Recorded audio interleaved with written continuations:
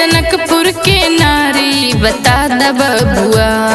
राम जी से पूछे जनकपुर के नारी बता द बबुआ। लोगवा देता काहे गारी बता द बबुआ। लोगवा देता काहे गारी बता द बबुआ। लोगवा देता काहे गारी बता द बबुआ। लोगवा देता काहे गारी बता द बबुआ।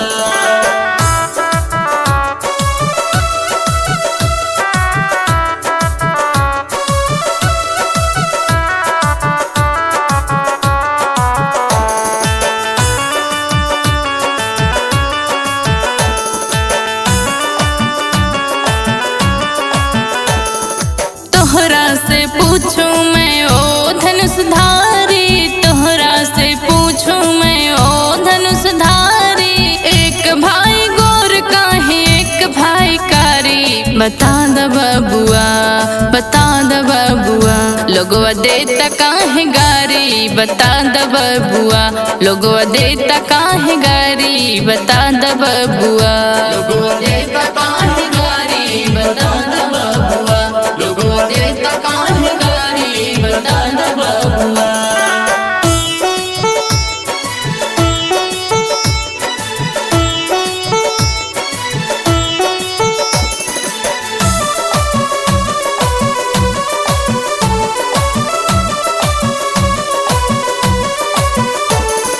ई बुढ़ऊ बाबा के पकल पकल दाढ़ी।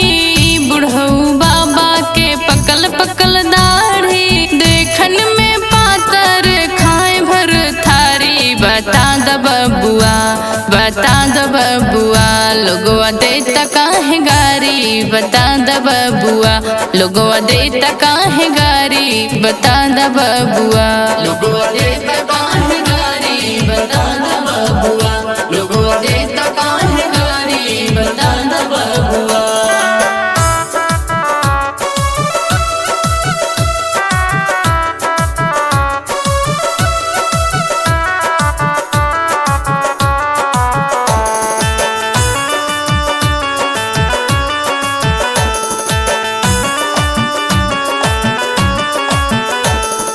राजा दशरथ जी कैले होशियारी।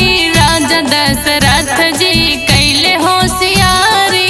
एक तामरद पर तीन तीन नारी बता द बबुआ। बता द बबुआ। लोगवा देता काहे गारी बता द बबुआ। लोगवा देता काहे गारी बता द बबुआ।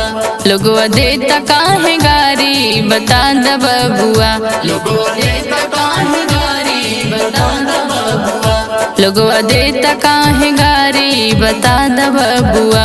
लोगवा देता काहे गारी बता द बबुआ।